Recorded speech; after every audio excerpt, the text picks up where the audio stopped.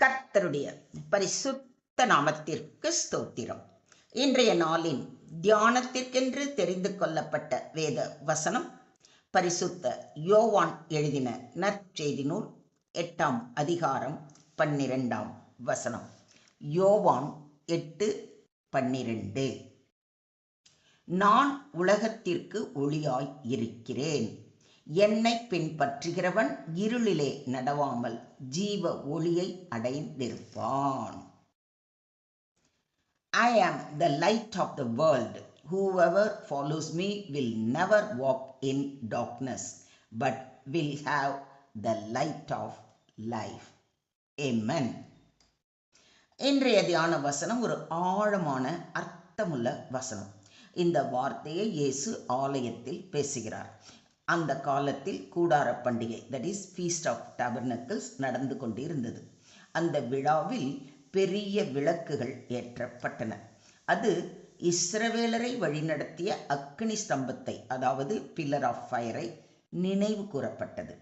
இந்த சூழலில் இயேசு கூறுகிறார், அந்த வெளிச்சம் நான் தான் என்று. இது குறித்து சற்று விரிவாக தியானிப்போம்.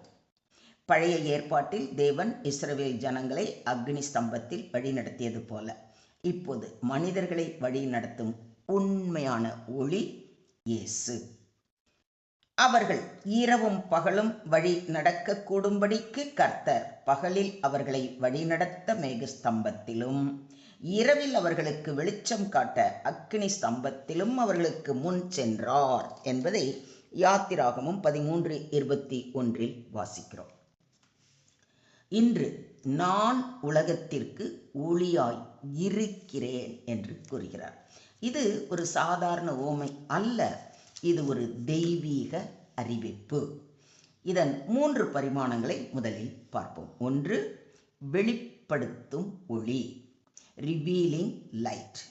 மனிதனின் பாவ நிலையை வெளிக்கொணர்கிறது. உண்மை மற்றும் பொய் எது என்று காட்டுகிறது.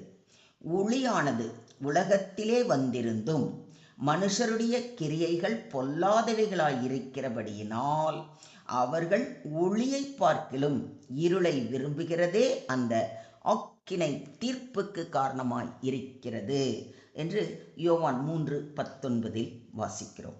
ஸோ தேவனுடைய ஒளி நம்முடைய பாவ நிலையை வெளிப்படுத்தும் ஒளியாக வருகிறது. 2வது, வழி நடத்தும் ஒளி, கைடிங் லைட்.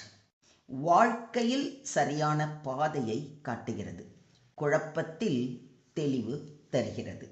வழி இதுவே, இதிலே நடவுங்கள் என்று உங்களுக்கு பின்னாலே சொல்லும் வார்த்தையை உங்கள் காதுகள் கேட்கும் என்று ஏசாயா அறிவுறுத்துவதை ஏசாயா 30:21 வாசிக்கிறோம். ஸோ நாம் நடக்கும் பொழுது இதுதான் சரியான வழி அப்படின்னு நமக்கு சரியான பாதையை காட்டுகிற ஒளியாக நம்முடைய இயேசு இருக்கிறார். 3, ஜீவன் தரும் ஒளி, லைஃப் கிவிங் லைட். ஆன்மீக மரணத்திலிருந்து ஜீவனை தருகிறது, நித்திய வாழ்வுக்கு வழி செய்கிறது. அவருக்குள் ஜீவன் இருந்தது, அந்த ஜீவன் மனுஷருக்கு ஒளியாய் இருந்தது என்று யோவான் 1:4 வாசிக்கிறோம். ஒளி என்பது இருளை அகற்றுவது, வழிகாட்டுவது, உண்மையை வெளிப்படுத்துவது. இயேசு பாவ இருளை அகற்றுபவர், உண்மையின் வெளிச்சம், வாழ்விற்கு சரியான வழிகாட்டி. இருள் என்பது பாவம், அறியாமை, தேவனிடம் இருந்து பிரிவு. ஜீவ ஒளி என்பது ரட்சிப்பு, நித்திய ஜீவன், தேவனோடு உறவு. இதை விசுவாசிக்கிறீங்களா? என்னை பின்பற்றுகிறவன் என்று சொல்லியிருப்பதை கவனியுங்கள். பின்பற்றுகிறவன் என்றால் இயேசுவின் போதனைகளை ஏற்றுக்கொள்வது, அவருடைய வழியில் நடப்பது, அவரை நம்பி வாழ்வது. இப்படி பின்பற்றுகிறவன் இருளில் அல்ல, வெளிச்சத்தில் நடப்பான். வாழ்க்கையில் தெளிவு பெறுவான். தேவனின் சித்தத்தை அறிந்திருப்பான்.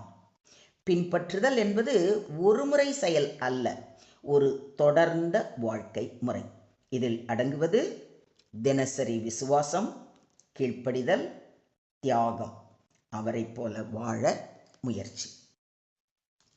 ஒருவன் என் பின்னே வர விரும்பினால் அவன் தன்னைத்தான் வெறுத்து தன் சிலுவையை அனுதினமும் எடுத்துக்கொண்டு என்னை பின்பற்ற கடவன் என்று இயேசு கூறுவதை லூக்கா 9:23 வாசிக்கிறோம்.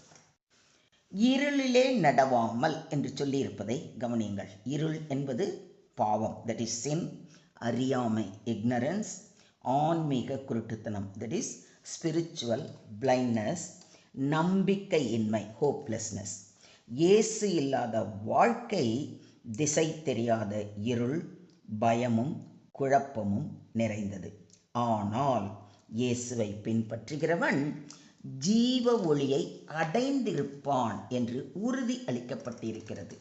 ஜீவ ஒளி என்பது இரட்சிப்பு, தேவனோடு உறவு, உள்ளார்ந்த சமாதானம், நித்திய ஜீவன்.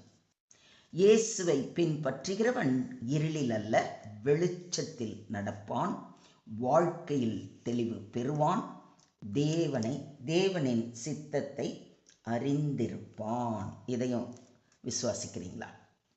முற்காலத்தில் நீங்கள் அந்தகாரமாய் இருந்தீர்கள், இப்பொழுதோ கர்த்தருக்குள் வெளிச்சமாய் இருக்கிறீர்கள். வெளிச்சத்தின் பிள்ளைகளாய் நடந்து கொள்ளுங்கள் என்று அப்போஸ்தலனாகிய பவுல் நமக்கு அறிவுறுத்துவதை எபேசியர் 5:8 வாசிக்கிறோம். மொத்தத்தில் இன்றைய தியான வசனம் மூலம் நாம் கற்றுக்கொள்ளும் பாடம் இயேசுவே ஜீவ ஒளி.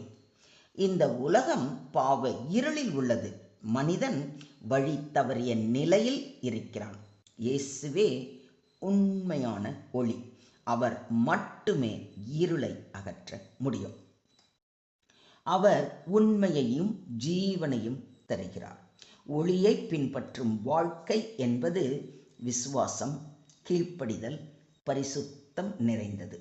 ஒளியின் பலன்கள் தெளிவு, சமாதானம், நித்திய ஜீவன். நாம் ஜீவ ஒளியை பெற தினமும் தேவனுடைய வார்த்தையை வாசித்து நேசித்து அதன்படி நடக்க வேண்டும். ஜெப வாழ்க்கையை வளர்த்து கொள்ள வேண்டும். பாவத்தை தவிர்த்து பரிசுத்தத்தில் நடக்க வேண்டும்.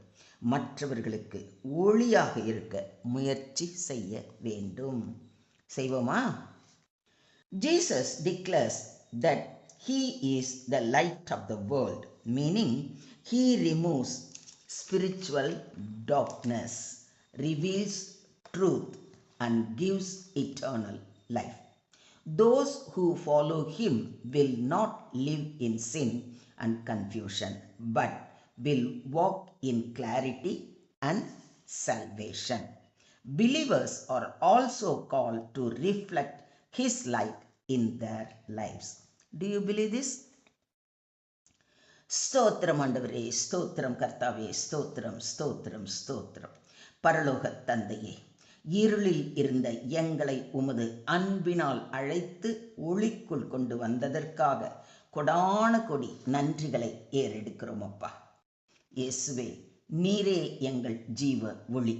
எங்கள் உள்ளங்களில் பிரகாசித்து எங்கள் வாழ்க்கையை மாற்றும். நாங்கள் இருளின் கிரியைகளை விட்டு ஒளியின் பிள்ளைகளாக நடக்க கிருபை தாரும். எங்கள் வாழ்க்கை மற்றவர்களுக்கு ஒளியாக இருக்கட்டும். உம்மை உண்மையாய் பின்பற்றும் இருதயத்தை எங்களுக்கு தர வேண்டுகிறோம். எங்களை முற்றிலுமாக தாழ்த்தி உம்முடைய கரங்களிலே ஒப்பு கொடுக்கிறோம். நீங்க பொறுப்பெடுத்துக்கோங்க, நீங்க வழி நடத்துங்க. சகல துதி கன மகிமை யாவையும் ஒருவருக்கே செலுத்துகிறோம். மீட்பர் இயேசுவின் மூலம் ஜெபம் கேளும் எங்கள் ஜீவனுள்ள தகப்பனே. ஆமென்.